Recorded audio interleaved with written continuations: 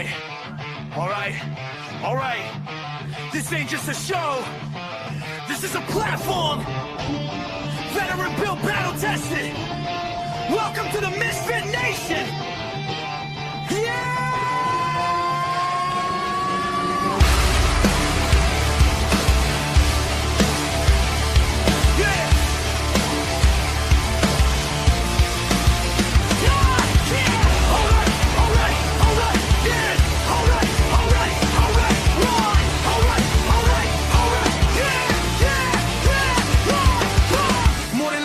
Mic in a room, built from boots on the ground, now we breaking the rules. 2 vets, 1 leader, painting the sound, turn scars into sermons, let them echo around. Authors with truth, musicians with fire, actors backstage chasing something higher.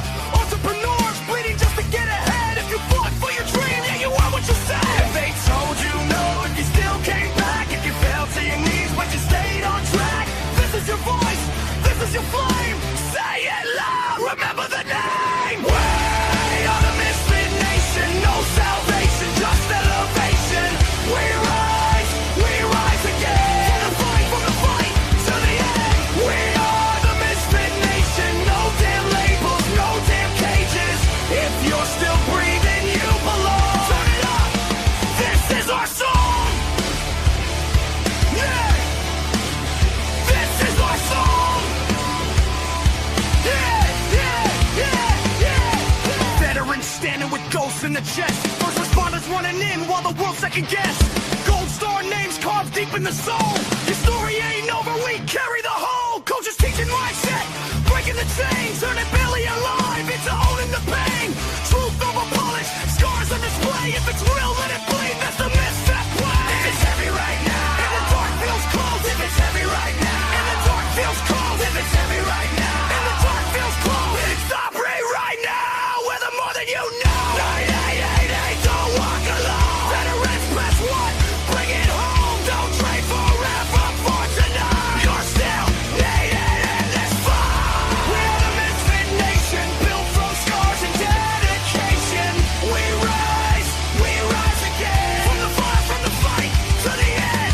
We are the Misfit Nation. Every voice is vindication.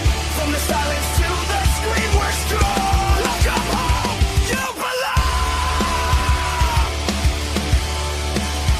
You belong. You belong. Oh wait, you. Oh wait,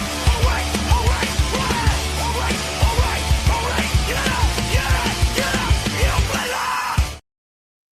Woo! All Misfit Nation, thanks for joining us tonight on your Sunday after dinner edition of the Misfit Nation. It's great to have you here. I know you have many things you can do tonight, but you choose to be with us and collect those frequent flyer miles.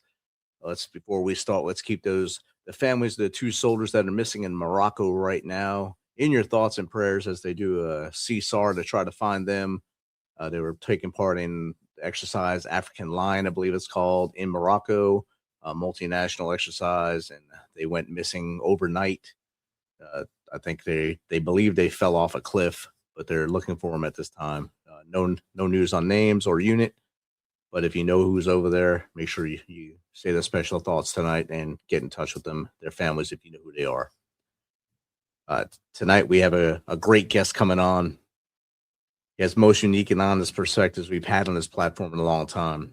He's a prior enlisted United States Navy submariner, retired United States Air Force Lieutenant Colonel, veteran of both Iraq and Afghanistan, former Pentagon insider, and author of The Losing Game, How to Lose a War and Fail Veterans. He has served multiple branches, operated from the tactical level to the strategic level, and seen firsthand how leadership decisions affect missions and lives. He commanded a PRT, a Provincial Reconstruction team in Afghanistan, Panjshir province, worked with congressional leaders, and spent years training officials preparing for war. Now he's asking the hard questions. Why do leaders fail to take responsibility? Why do organizations repeat mistakes? And how do we better take care of veterans when the mission ends? This is a conversation about truth, accountability, healing, and leadership when it matters most. So lean in, keep an open mind, and get ready for a powerful discussion. Ladies and gentlemen, Eric Hommel. Welcome, Eric. Hey, Rich. It's great to be here. Thank you for having me. It's great to have you here. We had a great conversation in the green room. I hope we keep that going on here. I just gave basically the elevator pitch about you right there. If you don't mind, give us a little more of the meat and potatoes from as far back as you want to go to why'd you go from Navy to Air Force, all that stuff. I went from Navy to the Air Force because I saw the way those guys live. It's that simple, brother. Heck yeah. Yeah. And above water. Yeah, exactly. Oh my God, exactly. Yeah. So New York City kid, born and raised in Queens. Nice. Father was a New York City policeman, sergeant in Williamsburg, Brooklyn, 33 years. Mother, New York City public school teacher. We call her Survivor. Went to high school in Manhattan, went to specialized high school in Manhattan called High School of Art and Design. So I had a major. This is back in the early 80s. So on the subways every day. My major was architecture before computer-aided design. So everything pen on paper. I got burnt out, Rich. I got burnt out from all that. And the city, as you know, growing up in Jersey City, was a mess back in the early 80s. And so between that and playing baseball and soccer for my school, home field in Central Park, so a lot of time on the subways. When I was done with high school, I was just done and didn't know what I wanted to do, didn't want to continue with architecture. So tried college for a year. Turns out you actually have to go to class.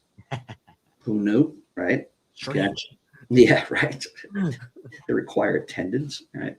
So promptly failed out of college and had to do something. Decided to join the Navy, ended up on a fast attack submarine. So this is Cold War time. And so, back then we had a defined enemy in the Soviet Union. And I was an Atlantic sailor. Did 3 years active duty in the Navy. I had a 3-year enlistment. And then I had a 3-year reserve commitment. So stayed in the reserves. Turns out living on a submarine with 100 other dudes, not a lot of fun, unless you're into that. Yeah. And so yeah, went back to college. This time I had focus, actually went to class and got my undergrad. I have a fine arts degree in historic preservation. So of course, it was obvious I was going to make the military career with that, right? Being facetious, of course, right? So went to grad school after undergrad for city and regional planning. Was married with a child back then, and my marriage wasn't great. And I was just kind of figuring out what to do, with my life beyond grad school and trying to preserve my marriage at the same time. And I just happened to be sitting next to a soldier, a former or a junior officer who's now in the same, grad school program as me. And just out of the blue, he knew I was still in the reserve. I was in, active in reserve Navy at this point for close to 9 years. And out of the blue, he says, do you ever think what you would do if you had to do it all over again? And of course, my immediate response was not get married, right? And he's like, no, with the military. And I'm like, no, I never really thought about it, And he said, if I ever had to do it all over again, I would have joined the Air Force. You ever see the way those guys live? And that's the first time I started thinking about that, right? So family, still had a desire to serve and all that. And so every question, the answer became the Air Force after that. And so I decided to pursue a commission, got accepted to officer training school, got through that. Air Force made me a command and control officer. So working command post stuff up in Minot, North Dakota for 3 winters. We don't call them years, we call them winters up there. And after surviving that, Air Force sent me to DC as a logistics planner. In DC, I eventually became the officer in charge for Air Force ceremonies. And so, each branch of the military has band, honor guard, chaplaincy, and so on. So I was writer, producer, director. I loved it. And especially my responsibilities up at Arlington National Cemetery. So I was responsible for high-level funerals at Arlington. It's primarily generals, astronauts, and repatriations. And Rich, are you familiar with repatriations? Yes, it's when we find or we're giving back bodies like in Vietnam, or the teams go over there and find them in battlefields back. Right, exactly. And so I was in that job 2000 to 2001. Okay. And if there's ever a happy funeral, repatriations come the closest, because you're looking about 25, 35 years after the fact, after Vietnam, and we're bringing these guys back home. And we averaged around half a dozen a year at that time. And a lot of the moms were still alive. So to actually bring back those remains and have that chapter closed for those moms before, you know, they move on into their next life, really, really meant a lot. And that's when I fell in love with Arlington. And I mentioned that because now that I'm retired, I have a small business, and I give tours specifically of Arlington National Cemetery. And we can talk about that later. Left that job in July 2001 and reported to the Pentagon. So obviously you can do the math on that. A couple of months later, September 11th, I would be attached to the Pentagon for 10 years. I don't recommend that to anybody. Wow. Okay. Yeah. And we'll get into that as we talk. But in between my time in the building, one deployment to Iraq, late 2004, early 2005 with the Army, even though I tried to avoid you guys. And then I did 3 years up on Capitol Hill as a legislative liaison on the House side. And just for your listeners, each branch of the service has a small group of people physically up on Capitol Hill. Typically, we're wearing suits, so we blend in, but we're kind of the connective tissue between Congress and the Pentagon to make sure nobody gets super stupid. So, yeah. So it was next to impossible, obviously. But great experience, right? So I got to pull back the curtain, see how things work there. I supported NATO Parliamentary Assembly on Capitol Hill. So Afghanistan's a NATO mission. And there's, you know, when we think of NATO, we think NATO as a military construct. But in order for that to work, there has to be a political, you know, construct, political oversight. That's NATO Parliamentary Assembly. So I got to see Afghanistan for 3 years from a political perspective, and traveling with members of Congress to places like Afghanistan, Iraq, on congressional delegations, traveled with 3 governors to Afghanistan and Iraq as well, because they had guard troops that were federalized. So I got to be a fly on the wall, got to sit in those meetings with the ISAF commander and the International Security Assistance Force commander, U.S. generals, with the ambassadors, with the CSTICA commander, Combined Security Transition Command, Afghanistan. Got to go out to field locations. So I got to see top level, and then I got to see guys out in the field and what they were doing. And what I noticed is that there was a huge disconnect between leadership and guys out in the field. And so that got me thinking, okay, so what do I do next in my career? And I convinced myself that I could set the standard for winning in Afghanistan. All right. If I can set the template for what winning looks like, and winning meaning transition, the final phase of warfare, and we'll get into the phases of warfare as well. And I can come back because I have access to power, right? Because I'm working with Congress, you know, folks back in the Pentagon. Well, I can explain this to them. I can illustrate what winning looks like. It's not going to be perfect, but you can learn, right? So I was fortunate enough to get command of a provincial reconstruction team in Panjshir province. 3 main responsibilities: security, governance, and reconstruction. Now, in my particular case, since we didn't have any maneuver in that province, the province is a state, there are 34 of them in Afghanistan. Since we didn't have any maneuver there, I owned the FOB, so I was the ground battle space commander as an Air Force guy. Wow. And so I had soldiers on my team. I had 1 sailor, a bunch of airmen, and my security force were actually in Mujahideen, right? And so went 3 months through 3 months of Army training at Camp Atterbury, and a little bit at Fort Bragg as well. prior to deployment and all that. We can get into all that. Loved it, flat out loved it. Loved the mission. Really liked the people, and I think we established a template for what success looks like. Panjshir would be the first province to fully transition back to Afghan control. Again, the final phase of warfare. Came back from that, did one more year of legislation, retired in 2011. For the next decade, stayed on as a government contractor, training government officials, military and civilian, State Department, USAID, other agencies and groups, to deploy to primarily Afghanistan, but other nations as well, as primarily as advisors to work in their Ministry of Defense, Ministry of Interior being the COPS, primarily. You see how well that turned out? Oh, yeah. Beautiful. Pretty awesome, right? Yeah. So you're welcome, American taxpayer. You're welcome. Yeah. I just mad you. Yeah. So, as we know, August 2021, Afghanistan implodes. I worked with the Afghan refugees. We had about 120,000 of them come to the United States, and did that for about a year. And then, Rich, after that, brother, I was done.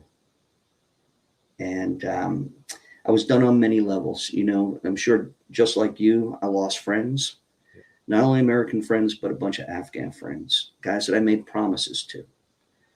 And I was angry. I was primarily angry. Well, not primarily, totally angry at leadership. What amazed me was that nobody stepped up and took responsibility for failure. Matter of fact, I was a little pissed off prior to that. December 2019, I got pissed off because a reporter from the Washington Post by the name of Craig Whitlock published a book called The Afghanistan Papers, December 2019. What Whitlock basically said was that senior leaders knew that we were losing in Afghanistan and they were lying. His big quote, senior leaders were at war with the truth. December 2019. Now, people, service members, mostly officers, wrote editorials to the Washington Post saying, yeah, we knew, but not my fault. Not my fault. Okay. The most senior leaders just stayed silent, hoping this would all go away. And fortunately, it did, because we had a thing called COVID. Right? Yep. And so Afghanistan went away for a period. Then 2021 rolls around. Shit hits, can I curse? Am I allowed to curse? You go ahead. All right. Shit hits the Fed. Right. Okay. And so I started writing. An editorial of my own, basically saying, you guys knew, we knew, I knew, and I'm to blame also. And I just kept on writing because I figured, okay, nobody's going to listen to an Air Force lieutenant colonel say that he knows anything about Afghanistan. Right. And so I had to tell the full story. So I produced The Losing Game, How to Lose a War and Fail Veterans. So by definition, to sum up, I'm a loser. Wow.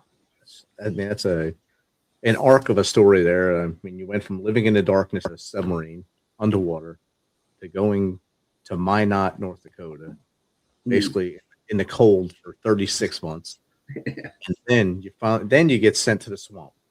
You get to the Pentagon. 10 years in the greater DC area before moving over and doing things overseas. That's a lot of stuff to do before and then finally see sunlight and things like that. So that's amazing. And you mentioned Atterbury. I get to go to Atterbury now a lot now with my day job. We go train soldiers there, and I can't imagine the hardship pay you were getting there as an Air Force guy at Atterbury, because that's way below Air Force standards up there. I managed. I roughed it. I had a special pillow topper. It was nice. Oh, yeah. Look at it. There you go. I'm sure that's why they put the pool in up there. Yeah, exactly. Yeah, see, but you got to see both sides of it, from the Pentagon hallways to then being as a PRT commander and basically a COP or FOB commander as well, seeing both sides of the coin and trying to sell that to both sides, saying, hey, this is what's working, but you're saying this on that side. by the time it gets down to Joe and Josephine, it's a totally different story. And we have, as we're fighting, the warfighter doesn't listen to anything that's happening at the Pentagon. They listen to one commander, maybe two commanders above. And that's where the line stops for them. And everything past that's noise. But that noise is what's fueling the war. And that's what we're all seeing now as with the talk about NATO and the talk about everything that's going on in Iran, Ukraine, or anywhere else in the world.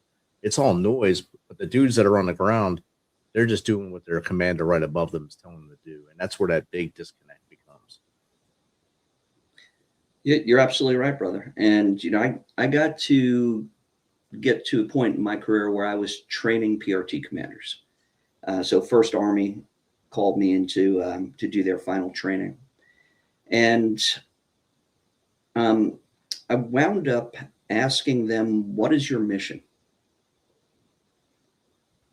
And I'll be honest with you, I was really disappointed. After 3 months of training, I heard things like, my mission is to go with 68 and come home with 68.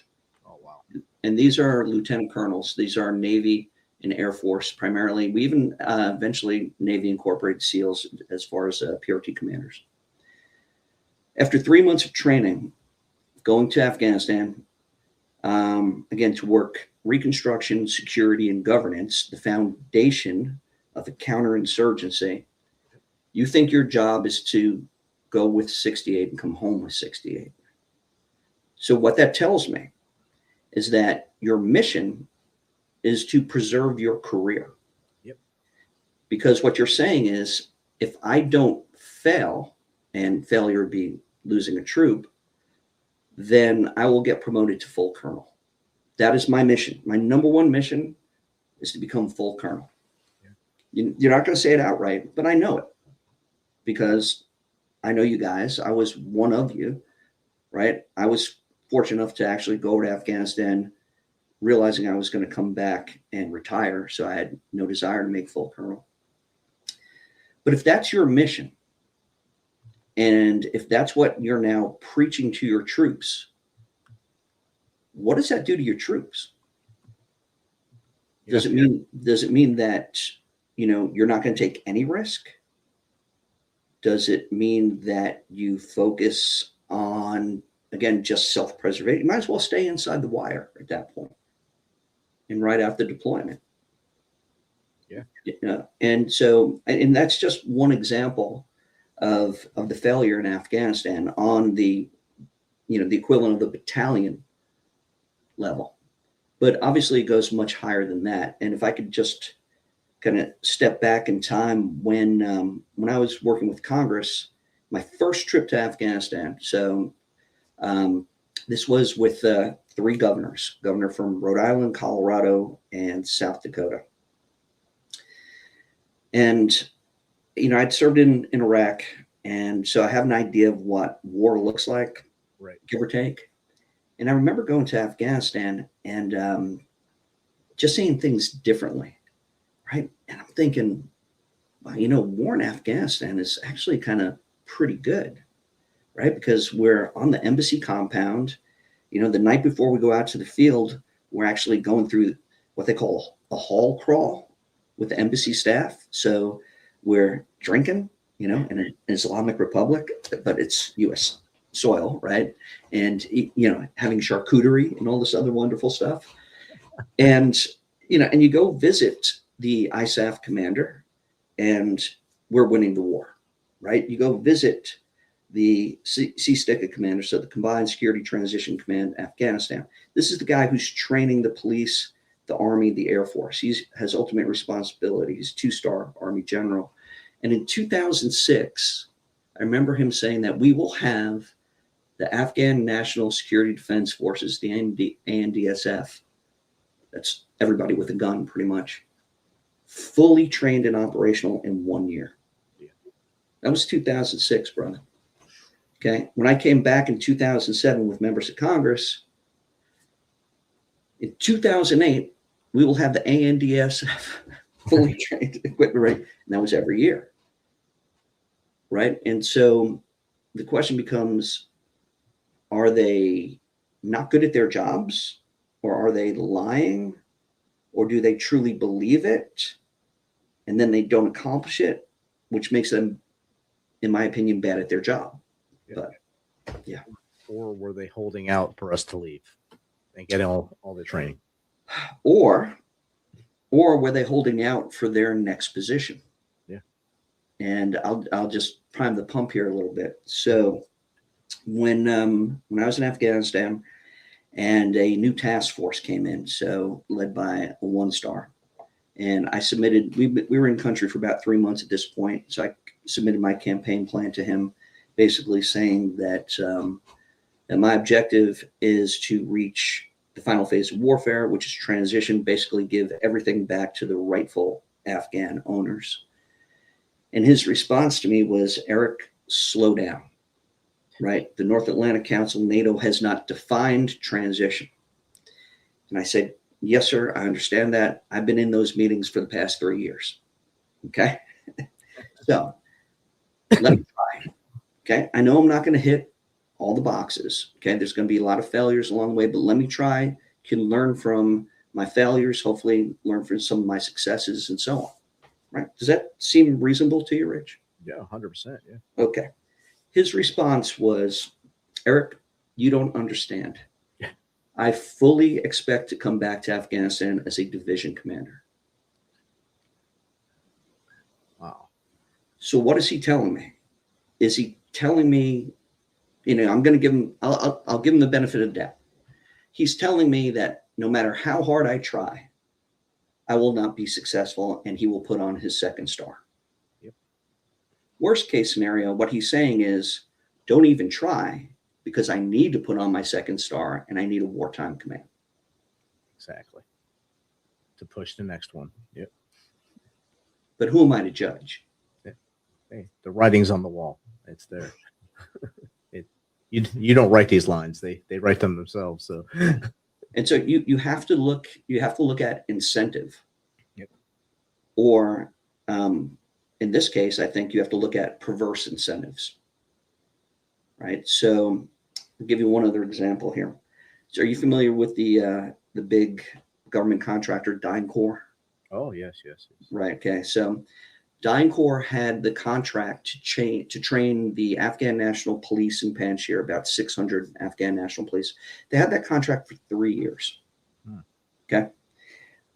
So when I took command in Panjshir, the Army had just switched over from DynCorp, because they were getting sued by the government for not doing what they were supposed to do, to a military-centric police mentoring team, PMT. So I had Army MPs, I had a squad of Army MPs on my team, a couple of civilian law enforcement professionals, some local national attorneys. Now, as I briefly mentioned, my father was a New York City police sergeant, so he went through the police academy in New York, which lasted about 6 months, right? DynCorp was training them for 3 years. All right. So obviously these guys were awesome, right? Okay. SWAT level. Yeah. No, they sucked. Yeah. Okay. But the reason why they sucked was because they didn't have the basic understanding of what it meant to be a police officer, a public servant. Right now, of course, they're really paramilitary, but you're a police officer, and then you can switch to military if and when needed. Okay. But basic things like understanding the law that they are charged to enforce, which means you have to be literate, because you have to be able to read the law, right? Okay, and understand it. We were dealing with largely illiterate population. Not their fault. They're not stupid, but after decades of war, education goes away. Education is a luxury. So we actually had to start from the beginning and basically teach literacy education. All right. But for 3 years, they were trained. Well, if DynCorp actually did their job, they would put themselves out of business. Yep. There's the perverse incentive right there. So if you do your job and you put yourself out of business, then why do your job? Why be good at it? Yeah. Yeah. Instability is good business. Yep. And, just go further back, when President Eisenhower was leaving the presidency in 1961 and JFK is coming on board. Of course, Eisenhower, 5-star general, 2-term president. He gets on TV, his farewell address. He warns the United States public of this thing he terms the military industrial complex. 5-star general, 2-term commander in chief, beware the military industrial complex. Well, this year, and keep in mind, we are a country not at war, right? So for a country not at war, our budget, the Department of War budget, is over $1 trillion for a country not at war. Strange. That's pretty good business. And it helps to have a boogeyman. It helps to have an enemy. Yeah. It definitely does. And just right where you live right now, you can't drive. I'd say you can't drive on any of the 95s for more than 10 minutes without seeing one of the big names in the industrial complex. Raytheon, Boeing, Lockheed. Yeah, exactly.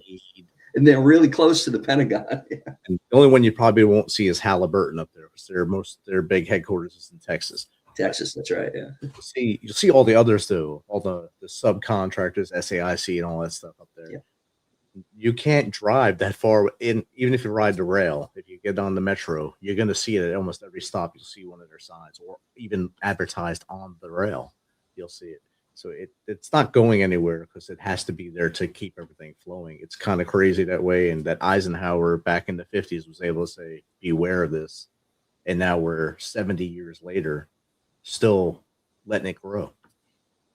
And I'm not, and I got to just make sure I'm clear here. I'm not arguing against a Department of Defense or a Department of War, against the services. I'm just arguing for a better way of prosecuting wars to where we're actually focused on the final phase, right? Securing the peace, which is what we did post World War II. We secured the peace, right? So we defeated the enemies, but then we had a thing called the Marshall Plan, which secured the peace, right? And just for the benefit of your listeners and viewers here, just real quick, I want to define the 5 basic phases of warfare, okay? So first phase is shape. And you could basically say, since we're not at war in Iran, that we are doing shaping operations, right? And shaping operations can be economic, diplomatic, information-based military, right? And the idea there is, hey, before we go in and kill people and break their things, maybe we could bring our adversary to the table, right? Okay, so that's shape.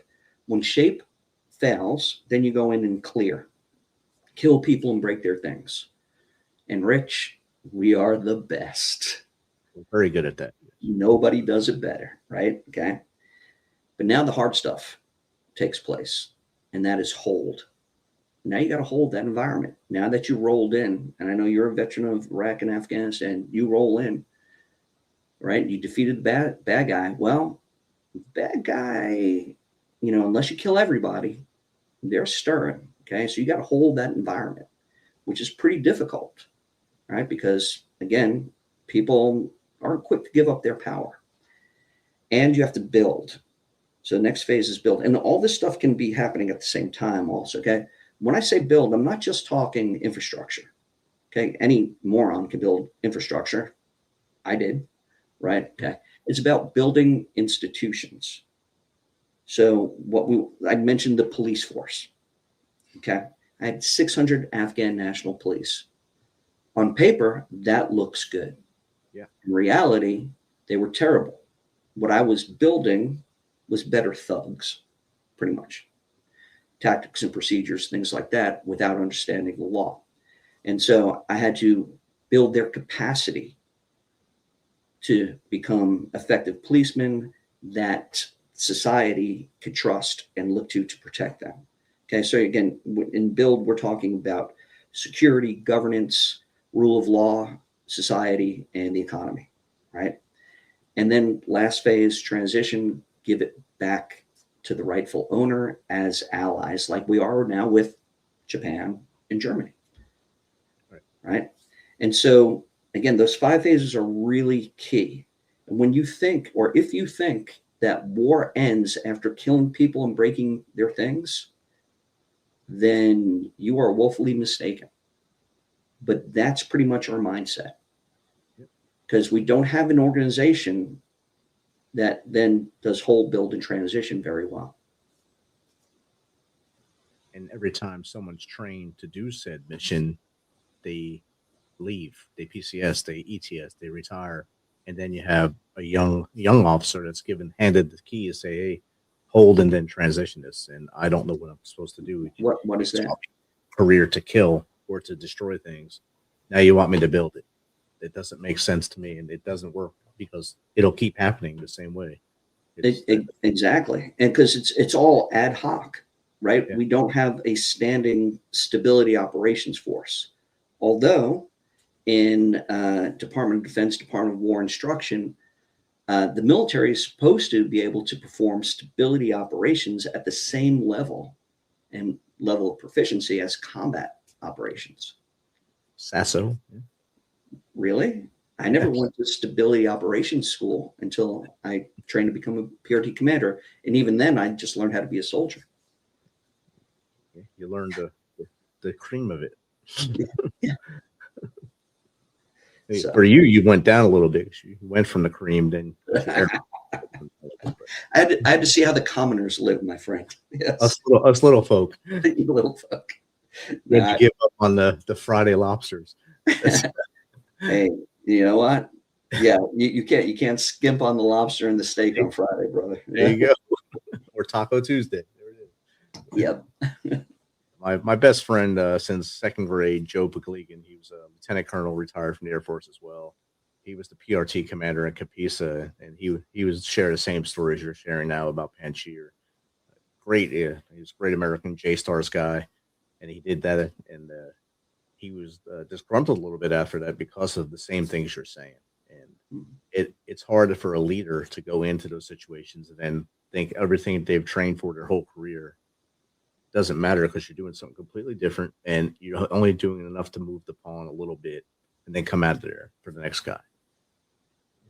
It doesn't work that well. And I think both you guys and all your brothers that did that stuff were put into a deck, given a deck of cards you couldn't really deal with, and you had to work with what you had. Yeah, it's an interesting point. You said deck of cards that we were dealt.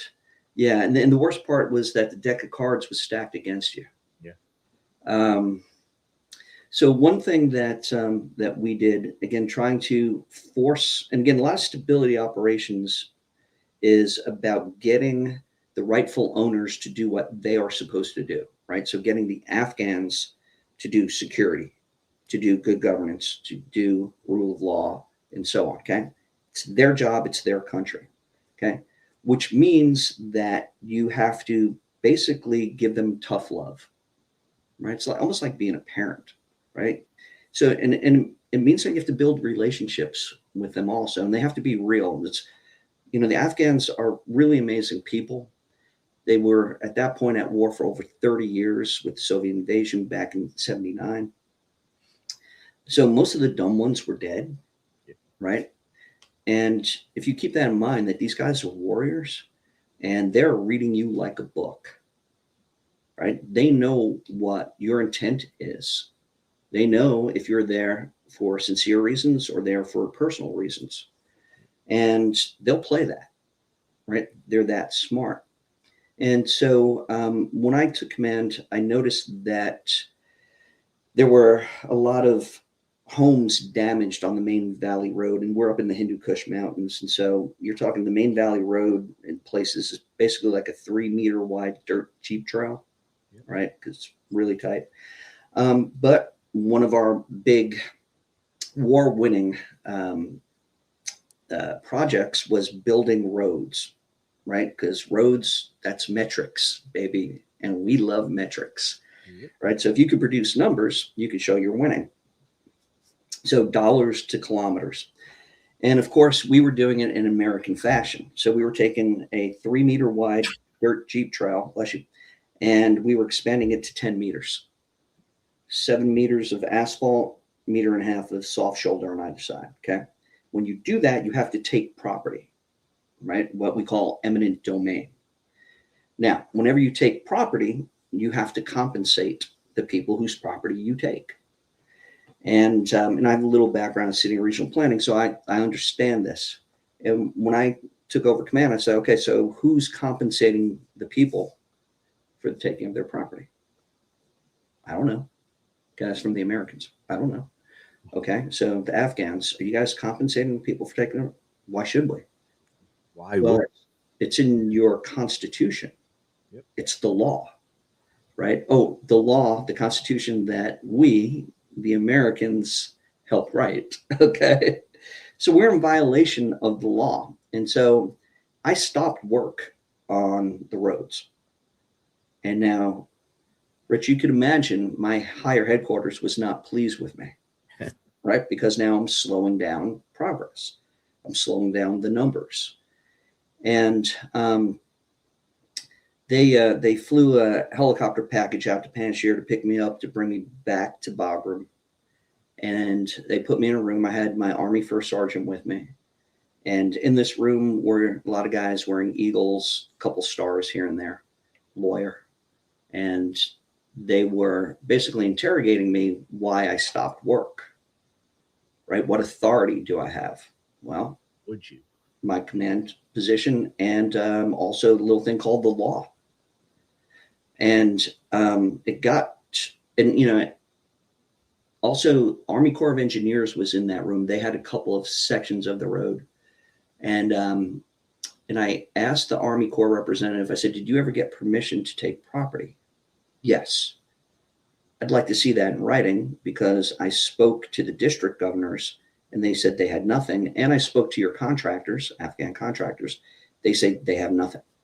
Okay. So I'm being lied to in this room as well. Then they eventually, when they kind of ran out of ammunition, they eventually basically threatened my promotion evaluation. There it is. Okay. And again, I went to Afghanistan knowing I was going to come back and retire as lieutenant colonel. And what these fools didn't realize, so I just came from Congress, working with NATO Parliamentary Assembly. I knew the president of NATO Parliamentary Assembly is Congressman John Tanner from Tennessee. That was my ace up the sleeve. So here's the stacked deck, and they don't realize that I got a little ace of my own, right? And so if things got super stupid, I'll just call Congressman Tanner, right? I never had to. I like that little icon there. That's anyway. Not sure where that came from. I think it's on my end. Sorry about that. So, yeah, I left that meeting with, well, first of all, without saluting out. I just said, gentlemen, are we done? Yeah, good. I got work to do, right? And that just kind of solidified my resolve. And I was just like, forget all this, because these guys, you know, just want to have their promotion evaluations look good because they're hitting the numbers. But yet we're making these poor Afghans suffer because we're not compensating them, right? And eventually we got 531 families compensated through the contracts themselves. The contractors paid because there was a provision within their contracts. But I mean, that's the kind of stuff that we were up against. And it's easy to just go, yes, sir, in that situation and get right back to work. Yep. You know, again, I was just at the end of my rope and I volunteered for that job to make it right. But I you know, quickly realized what we were up against and I knew we were going to lose. It's a horrible feeling, especially when you're frontlining it. Yeah. Absolutely. Absolutely. The audience here. This is from at Buswheel. Eric, what was the biggest disconnect between strategy and reality in Afghanistan? Well, you have to define the strategy, right? Okay. So what we wanted was an allied nation in Afghanistan, right? We wanted to friend the United States in the region. And you have to kind of keep in mind that Afghanistan holds kind of a key position because on one side, on the east side, there's Pakistan. They have nuclear weapons, and they're not exactly friendly to the United States, even though we try to keep them friendly. They used to house this guy named Osama something or other, right? Okay. So that's Pakistan on one side. The other side, Iran. Okay. North of that is a bunch of stands, Turkmenistan, Tajikistan, Uzbekistan, and a little sliver of China, right? Yep. So if we can have this nation, right, and we're doing nation building, right? If we can have this nation as an ally in the region, right, that's pretty significant to counter any of those other countries. Now, and just look at Iran now, where we're having issues with basing and flyover and things like that. Well, if we're in Afghanistan, that's a quick little jaunt, right? Right next door. Okay. So the strategy is to build a strong, stable, secure Afghanistan able to stand on its own, right? And that's basically the counterinsurgency strategy. The other strategy is a counterterrorism strategy, and that is to disrupt, dismantle, defeat Al-Qaeda and its affiliates, right? Counterterrorism, counterinsurgency, stable Afghanistan, friends with the United States. That's the strategy. The disconnect. Well, there were plenty of them. And one of the big ones is that we were not countering that insurgency properly, right? So if we're building a foundation of security, well, doesn't it help if the police know how to read and write? Doesn't it help if the soldiers know how to read and write? Doesn't it help if the Afghan army leadership is not fudging the books, claiming more soldiers than they actually have so they can collect their paychecks, right? So the implementation on the ground was just subverted by one word, corruption. Okay, across the board, corruption. And so security was corrupt. Government was corrupt. Okay, my governor in Panjshir, who I love, I called him Tony Soprano, looked and acted just like him, loved the dude. He's no longer with us. He would take 10% from every contract, right? We were pumping a ton of money in there. And I finally got to the point, it took me about 7 months to get to the point where I had a discussion with the governor, and I said, sir, I'm going to list everything that you're doing that I know of, okay? Because I want to be honest with you, right? Whether it's taking 10% off the contract, but he was providing security, if it's gun smuggling, if it's letting drug running through the province and all that stuff to pay off others, it's complex. I said, okay, this is what I know. But as your friend, I want you to know what I know, okay?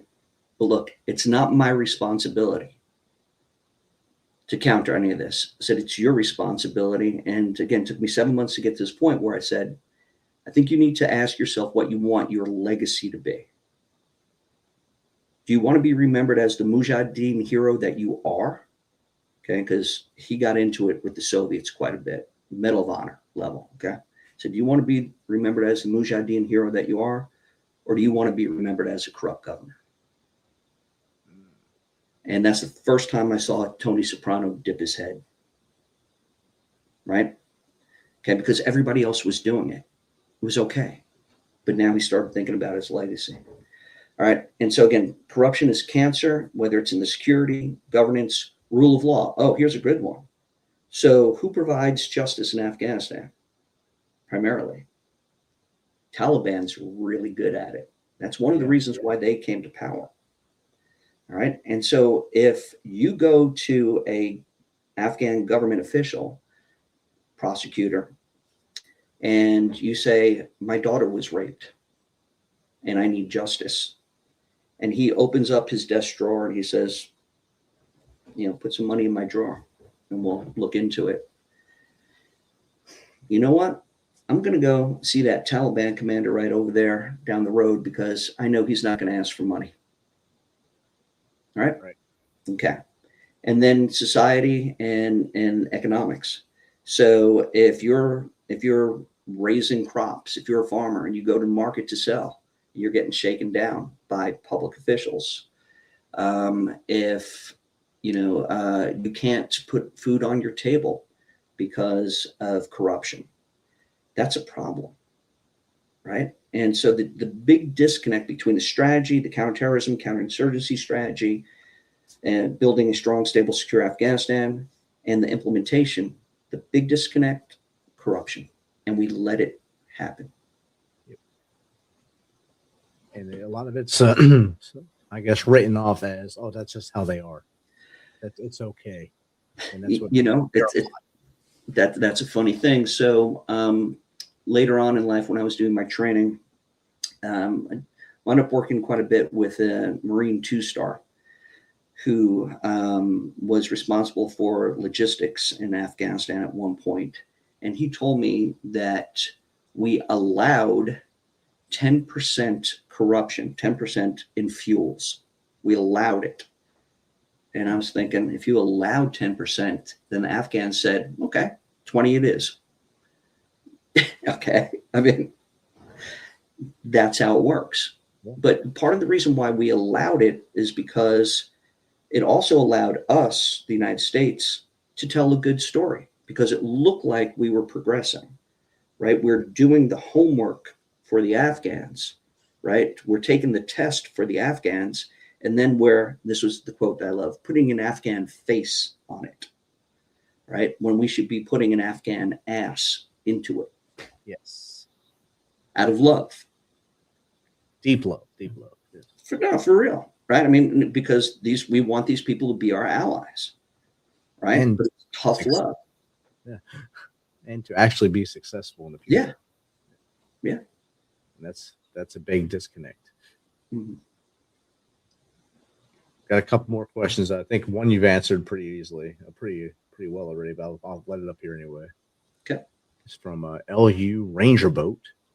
How does career-driven leadership damage missions and morale? You've hit this a lot. So it is boat. It is everything. It is everything. In my book, I try to kind of explain the dichotomy. My first captain on my submarine, and keep in mind, again, this is Cold War time, right? So we had real mission and all that, and we were special projects boat. My first captain, he knew the crew, he knew the mission, he was tactically proficient, right? And we excelled as a submarine. We were probably the best boat, meritorious unit commendation, all that stuff. We were probably the best boat in the submarine squadron. About halfway through my enlistment, the command changed. And we got a new captain and a new senior enlisted leader on a submarine. He's called Chief of the Boat, or Cobb. Crew pretty much stayed the same. And what I saw overnight was a huge shift. The new captain did not care about the crew, cared about his career, his time at sea. He wanted to prove his mettle as captain on a submarine, right? This is really the pinnacle of a naval officer's career as command at sea. And he wasn't proficient at his job. And so we went from the best boat to the worst boat in the squadron almost overnight. And that was purely leadership. And the chief of the boat, second chief of boat, was terrible also. He did not tell the captain he was screwing things up. His typical response to any valid issue was shut up and do your job. Okay? And you're talking about submariners. These guys aren't stupid. I was the dumbest one on the boat, okay? But like the nukes, these guys are not stupid. You don't tell these guys to shut up and do their job if they have a valid issue, right? And of course, morale, everything goes down. And so I've taken that, or I hope I've taken that lesson with me throughout my entire military career. And again, I never planned on becoming an officer, right? Again, I had a fine arts degree, which is, no pedigree whatsoever. But I just realized that if you want to truly lead, then you're going to put your career at risk for some of the things I just tried to illustrate here. But it is so hard when you are put in a position. Okay, again, if I went to Afghanistan thinking that I was going to make full colonel, and I was back in that room basically being interrogated about the whole eminent domain thing, get people paid for taking their property. If I was concerned about making rank, I would have probably acquiesced. I would have probably saluted and said, yes, sir, you're right. I'll fix it. Right. And so my problem is with the officer corps. It's not with the enlisted troops. Enlisted troops, the best on the planet, the best. But what I've seen in the officer corps is a lot of officers, again, putting themselves before the mission and before the people. And whenever you do that, that's when you're going to fail. And that's one of the main reasons why we lose wars.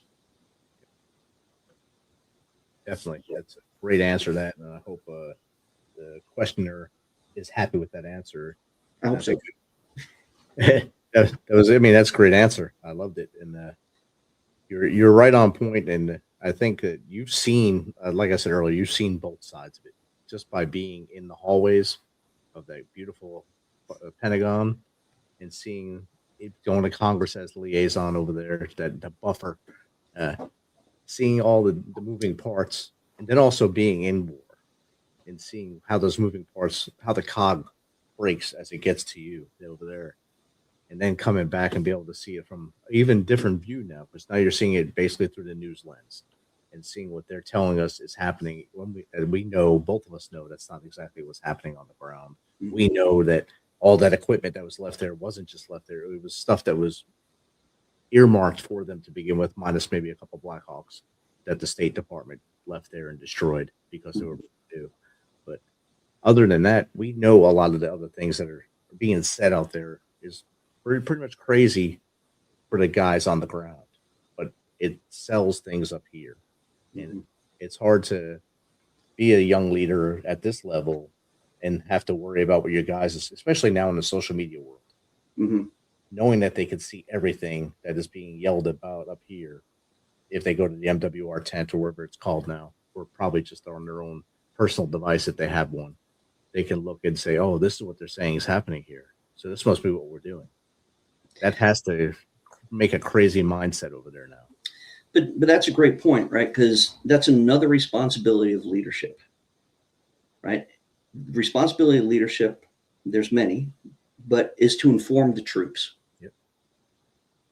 right? Especially if you have the information. And if you don't have the information, then it's your responsibility to ask for the information. Okay? ROI. Yeah. And then inform your troops. Let them know what is going on and why and how they are involved with it. And again, I'll give you an example. I mean, again, my troops, they were desperate for information, right? And my troops, they would say, sir, can we sit down with you like at lunch and just talk about your time in Congress? And I'm like, yeah, absolutely. Or, you know, what goes on in the Pentagon? Absolutely. Let's talk, right? Because I want them to be informed. Informed troops are better troops, right? And so it's just so easy to be in a leadership position and just say, do what you're told. Yes. Okay. And I was in that position. I was in that position a few times, right? The shut up and color position. And I can tell you when I was enlisted, so I'll go back to my reserve time. And this is just really a nothing story in the big scheme of things. But again, it just set a mindset. In the reserve, we were doing PT and, you know, our yearly thing where, you know, it's the Navy. So it's like, can you lift a beer and drink, you know, stuff like that. All right. Anyway, it's run, it's push-ups, sit-ups and stuff like that. And I'm the physical fitness monitor. And my captain, when he crosses the line after a 1.5 mile run, I read off his time and he failed it, right? And he said, Petty Officer Hommel, he goes, I started a minute after everybody. And I'm like, sir, you know, because he's about to make a huge mistake, right? Okay, and I'm an E5 at the time. I said, sir, I said, are you sure? And he goes, yes, you know, he's huffing and puffing. Yeah. I started a minute after. You need to subtract a minute. I'm like, are you sure? Right? And yes, okay. Well, of course, I told everybody, right? Everybody knew that the boss just lied, Yeah. right? And I felt obligated to tell everybody because, of course, we had people on remedial PT. So we had other folks who, had to get out there and run and do everything else like that as pretty much extra duty, but the captain didn't. Okay. So I'm keeping book on every officer when I'm enlisted. Just in case you want to screw me over, I have some information, right? And I don't want to use it. Okay, but please don't put me in a position where I may have to use it. And so when I became an officer, I tried to keep that in mind, that the troops are keeping book on me. And so I have to do the right things even when nobody is looking at me. And I mean, it's hard, but that's why you get paid the big bucks, right? Yeah. The massive bucks. That crazy word, integrity. Yeah. Oh, yeah, there is that word. Yeah. It's amazing if we all abide by it while we're in service and in life. Yeah, of course. It would be a lot different. A lot different. Amen, brother. Yeah. We'll take a couple more from the audience here. This one, let's see. Noxid Yats. Why is meaning so important in veteran healing? Yeah, fantastic question. When I speak to veterans, and I have the good fortune now to give tours to Arlington, and I specifically love giving tours to veterans because they have questions beyond the cemetery. And what I find pretty much is that our veterans, GWAT veterans, didn't know the mission. They knew their job, but they didn't know the why. And so if you do not know the mission, and if something tragic happens, how do you put that into context? Right? Because I did my job. I was told to do X, Y, and Z. My leadership trained me. I did X, Y, and Z, and things still went wrong. My buddy got hurt. I got injured. My buddy got killed, right? How do you make sense of the senseless? And so the meaning is understanding the mission. And the second part of my book, the Fail Veterans part of my book, I talk about what I think I discovered was a decent way to treat war-related post-traumatic stress. I called it immersive prolonged exposure. And I have to go to my training days here. So post-military, I'm training folks initially to go to field locations in Afghanistan, right? Like the PRTs and others. And eventually I switch over to the Ministry of Defense Advisors program. Again, we're training government officials to be advisors. And we're getting some former soldiers now as DOD civilians coming through the training. And there's this one former soldier, his name is Tyler Kurth, Captain 10th Mountain. Tyler was in Afghanistan doing a police advising mission. And one day, an Afghan national policeman who he and his guys training, they're taking a break, remove their body armor, and this one Afghan national policeman decides it's a good day to start killing Americans. He kills two of Tyler's guys. Tyler gets in between the shooter and the rest of his guys. Tyler takes 3 rounds, okay, from an AK-47 without body armor. Tyler pretty much calls in his own 9-line for he and his guys. Obviously, he survives. So it's now 7 years after the fact, and he's going back to Afghanistan as an advisor, civilian. And I'm his mentor going through the training. And the first scenario that we do, and the training that we're doing is live, immersive, interactive theater. Have you ever been out to Muscatatuck Urban Training Center? Oh, yeah. Yeah. So you know about Muscatatuck. Yeah. So you know how we've recreated Afghanistan with the market and all that other stuff and the villages. Yeah. And so we had phenomenal role players as well. The first scenario that Tyler is going into is going to be with the Afghan National Police. Okay, we've got jail set up, everything, right? It's legitimate jail. And so he's going to go right back into the lion's den. And as his mentor, I pull him aside the night before, and I said, oh, by the way, Tyler was recommended for he was nominated for the Medal of Honor, didn't receive it. And I pulled Tyler aside, and I said, okay, Tyler, look, here's the deal. I'm not going to give away the entire scenario, but obviously, you know, you're going to meet Afghan National Police tomorrow. Things have the potential to get pretty sporty, right? And, you know, and I don't tell them this, but they're going to be waving around an AK-47. The Afghan police are dealing with post-traumatic stress of their own. They're going to tour the jail. There's going to be a prisoner being beaten.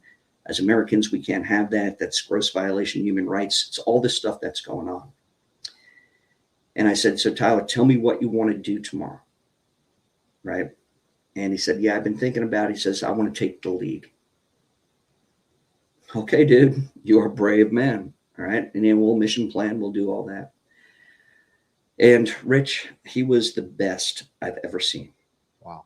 The best. Okay. When this Afghan national policeman started waving around an AK-47 in his face, Tyler says, sir, I understand. Would you sit down? We'll discuss this. We'll understand what resources you need. I understand what your guys are going through. He de-escalated the whole situation, right? And kept everything on track. Amazing. Anyway, end of training, we do traditional Afghan dinner, you know, food on the floor, man dancing, all the good stuff. And I'm watching Tyler across the room, and he's interacting with all these Afghans, you know, they're on their traditional garb and all that. And he's laughing, they're hugging it out. And afterwards I catch up with him. I say, so Tyler, you know, because look, we've been blowing you up. We've been shooting at you. You've been put in these high stress situations. And I've been worried about you. I've been worried that we were going to basically, you know, just full blown post-traumatic stress here, right? Just exacerbated. And I said, so tell me about your experience. And he said, for the past 7 years, I've had nightmares just about every night. And I've been through all the PTS protocols. And he says, out here, living on a fob, traveling in Humvees and Blackhawks, I no longer have nightmares. And I'm like, okay, hold on, right? And then he says the most important thing. He says, I now understand the mission. I'm like, hold on. You were an Army captain, 10th Mountain. What do you mean you didn't understand the mission? And what I said earlier, he goes, I knew my job, but I didn't know why. He goes, I now understand the mission. Okay, pretty amazing. So I kept in contact with Tyler. He deploys. He's doing really well. Comes back. He's doing really well. Another soldier comes through the training. Similar results. He's feeling better. Right? And I start looking into how we're treating veterans with post-traumatic stress, with war-related post-traumatic stress.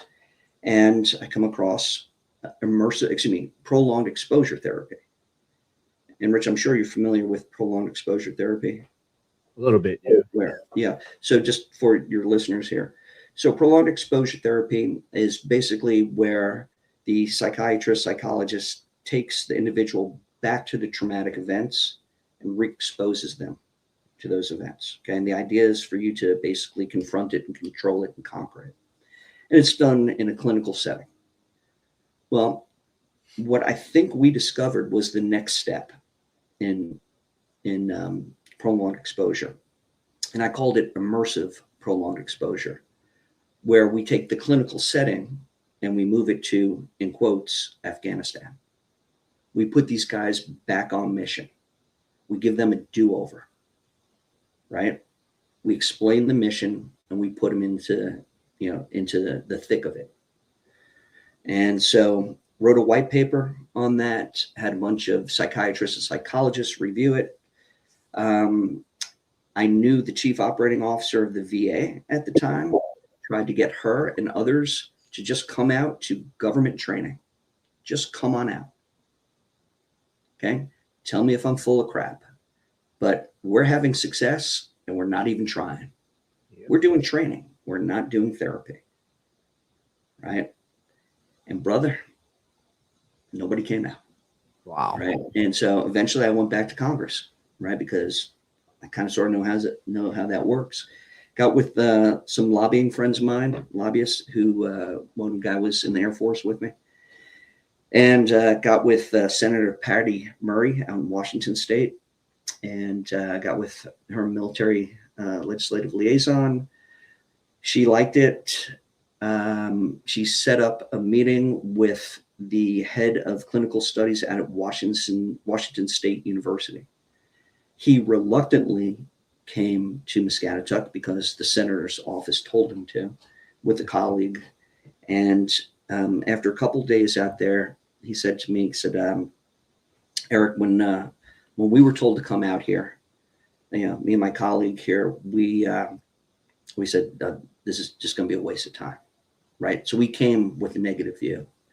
It said after the first scenario, we looked at each other and we said, oh my God, he has something, right? And he said, Eric, I will get the money to fund immersive prolonged exposure. Wow. Well, cool. We're off to the races.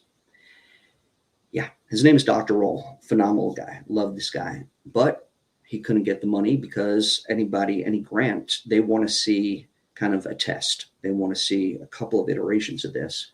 Well, we're doing theater. We're doing live immersive interactive theater, which means actors, logistics, housing, all that. This costs money. Yep. Right? I estimated my white paper, I estimated $350,000 per session. But if you do the numbers on it in relation to the number of vets that we can get through it, in relation to long-term healthcare costs, you're actually going to save money, yep. Right? And maybe save some lives. So it sounds like a lot, but long run, not too much. But I can't just write a check for $700,000 in the hopes that this thing works out. So the way that the VA works also, I figured this out, is that they're the institutions that they partner with to do this type of research, what they call them intramural partners. And you're talking about like universities like Emory, Indiana University, and so on. And every time I reached out to them, I got the Heisman. I got pushed away. Yeah. And so I spent over 2 years trying to work on immersive prolonged exposure and trying to get people who are supposed to be, organizations that are supposed to be interested in this, just to come out to government training. And I failed. And then, of course, when COVID hit, the training went away as well. And I had no way to illustrate this. And so, for the veteran who doesn't understand the mission and who doesn't have the opportunity for a do-over to where he can right the perceived wrongs, God bless him, because they're going to be stuck, right?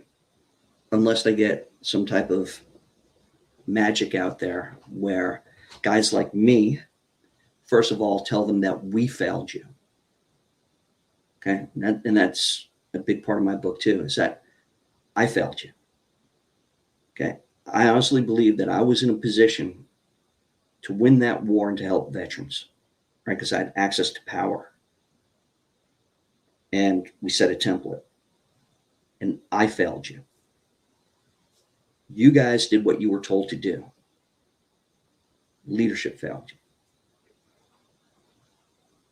Definitely. And it's funny you brought up Muscatatuck. My first job as a civilian, as a trainer, I went to Muscatatuck, I think 2018 in December. We probably crossed paths. It was very cold, and we were in that village. I was setting off explosives and explosive simulators in that village. And my device froze to the top of one of those broke down vehicles that were in there. So it it was a beautiful time there in Muscatatuck in winter. It's always the best, brother. Yes, I had a great time. And I've been back plenty of times since then, but that was just the first time as a civilian trainer back there. And me and my buddy still laugh about it to this day. That was my first exposure with the company to do that. Yeah, that on that, I guess, complex mission. It was a pretty fun time. And the things you were doing there, that does help veterans. It's almost an extension of EMDR, as EMDR kind of makes you get into your feelings and talk about the things, but this actually brings it to life. And that'd be a even better transition there. And that'd be a good way to sell it, go from the EMDR into that and see if Joe and Josephine veteran can get through that and be much better than getting hooked on big pharma's toys that they give them. Yeah, and that's pretty much my point, right? There are other options out there, and when immersive prolonged exposure therapy became a potential option, why not explore that? Yep. Especially VA, you're mandated by Congress to explore, new and novel ways of taking care of war-related post-traumatic stress. Yeah, and it was such a heart-wrenching journey for those 2 years, just talking to vets and hearing a lot of vets say, I get the feeling that the VA wants me to go away or die. And I heard that more than once. And, I'm fortunate that I don't deal with much of that other than, being angry enough to write a book. But, but say good. That's enough anyway. Yeah, that's it. So this is right. Actually, I was asked if I found any catharsis in writing this book. And I wanted to say yes. But the reality is not yet. The only way I think I will find catharsis is when more and more vets are able to, again, understand that it wasn't their fault. Exactly. And that they do not need to beat themselves up over this. And again, I'm to reiterate, because it's really important, it's guys like me that failed them. And that's a strong statement to say that, and taking that on the chest and the heart and in your head. And of course, I'm going to share the screen of your book now, so you can talk a little more about the book and tell people where to find it, of course. So okay. Yeah. So that's where you find it right there. Yeah. So you can find my book on Amazon. You can just type in The Losing Game and that should pop up there. You're also on my website for the book. So that's at Lion6 Press, LION6PRESS.com. And that'll give you across the bottom of the screen right now. Too. Yeah, there you go. And so that'll take you to Amazon. And yeah, and it's written primarily for the veteran, but I found that a number of civilians who have read it, their main comment coming back to me is, thank you for explaining things. Because I never knew that this is how the military works. Right. And so to just give a little peek behind the curtain of the Pentagon, how we're not very good at ad hoc planning, ad hoc wars. Iran's a little bit different. We've had this plan on the shelf for a while. And also a little peek behind the curtain up in Congress. And then, of course, being an Air Force guy, getting to play battalion commander and really not caring what the Army thought. So there's that. So, outstanding. Yeah, by the way, that's me on the pony there up in the mountains. Yeah. I said, is that you, or did you take the picture? No, that is me. That is me. Yeah. So, because we were deep up in the mountains, and it's kind of funny. This is the Air Force mindset. So, and we're working at elevation, oftentimes over 10,000 feet, and Definitely. So we had to get out to this rural village, and we're doing a sweat equity program. Get another way to get the Afghans to work. Right. So we're not going to build the school for you. You're going to build it. Okay. We'll provide you with the supplies and the expertise, but you guys are going to build it. So meeting with the village elders, contractors, stuff like that. So it's about, about an 8-kilometer walk into the mountains to get to this village. So about 16K, back and forth. And of course, I'm Air Force.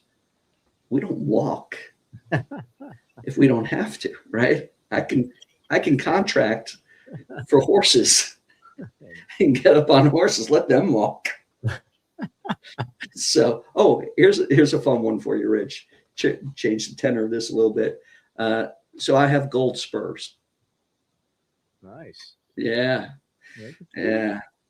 You got your Mount Me hat too? Yeah. And they didn't give me a hat. They gave me spurs. Sure. See, you got to ask for your Mount Me hat. Yeah. Mount Me. Yeah, that was from my Navy days. I'm over that. Anyway. Outstanding. If someone in the audience wants you to maybe be on their show or just to chat with you like I did tonight, what's the best way to get in contact with you? Sure. So you go through Lion 6 Press. Again, there's a way to reach me there.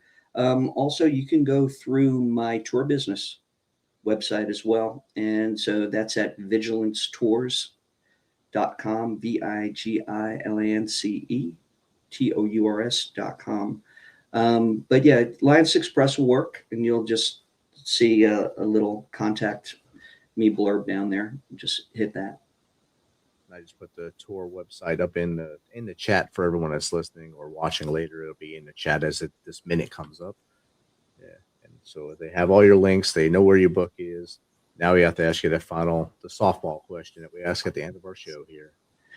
What's 3 things the Misfit Nation, the audience, can start doing tomorrow to be better people? This is the softball? Yes. All the others were softballs. There's some curveballs in there. To be better people. Yes, Don't listen to guys like me, that's for sure. No, that's number 1.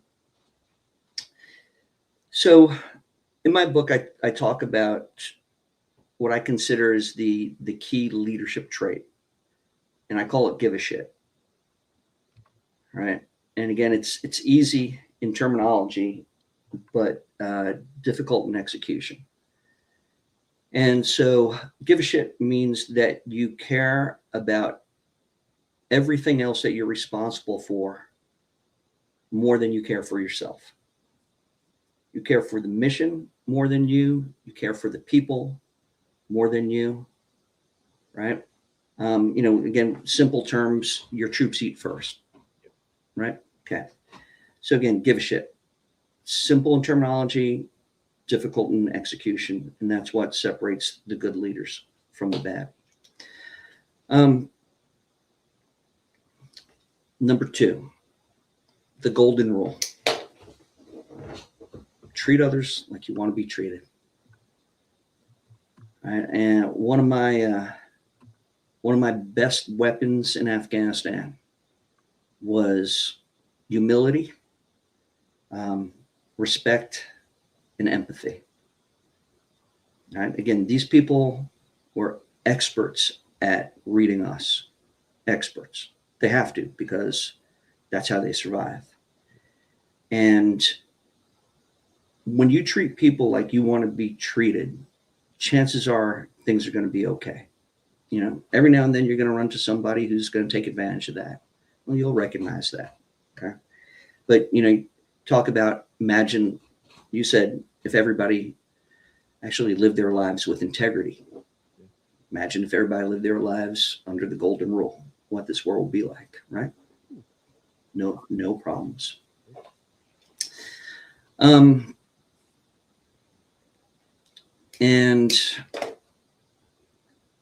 number 3, for living a better life. I don't know. And again, this is something that I failed at. The veteran is near and dear to my heart. I love you guys and gals, right? Especially, when I was in Iraq, this was second Fallujah, right? And I would eventually go out there to meet with the Marines to form a Reconstruction footprint in December of 2004. But during the meat of the battle in November 2004, when these young men were coming into the cache, right, in Baghdad, and I would go visit them, and these kids were tore up, right? The ones that maintained their cognitive function, they were all apologetic. They didn't care about themselves, right? They cared about the guys on their team that they thought they failed, right? And man, I love these guys. You know, I love them then, I love them now, right? The guys who stepped up, guys and gals, later on stepped up and faced the beast. Yeah, awesome. And so the third thing, love them. Continue to love them. They deserve it. Awesome. All right. So we'll type all that in. Good. Without breaking my fingers. Good. Eric, this has been awesome chat with you tonight, picking your brain a little bit. I know you've been on our boss Adam Bird show, the Decision Hour before, Heroes Media Group. We fall under the Heroes Media Group now.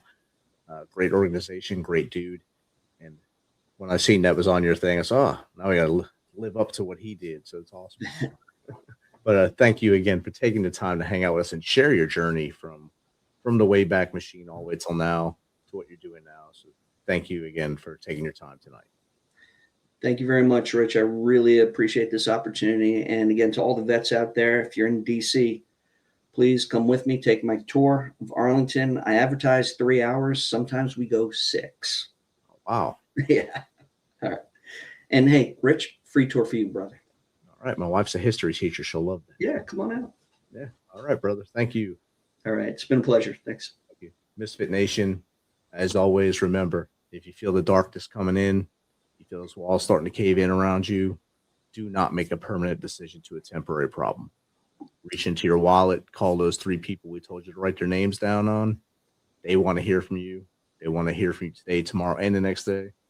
If you don't want to call them, if you're embarrassed, call 988. If you think they're going to do anything to you, don't take option 1. Just go through the prompts, find a different option, but talk to someone. And if all that fails, just contact us. info@themisfitnation.com, jake@themisfitnation.com, or steven@themisfitnation.com. We will get you on the phone. We will talk to you while one of the other ones of us call someone local to come make sure you are all right and get you back with us, because the day tomorrow is 100% better with you in it than it is without you. Until next time, Misfit Nation, be humble, stay hungry, and keep hustling.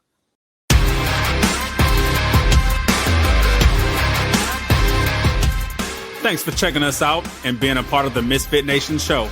Don't forget to visit our website at themisfitnation.com. That's themisfitnation.com. Check out all our past episodes and get some of the great Misfit Nation gear for you and your family. As always, be humble, stay hungry, and keep hustling, because we are Misfit Nation. Misfit Nation.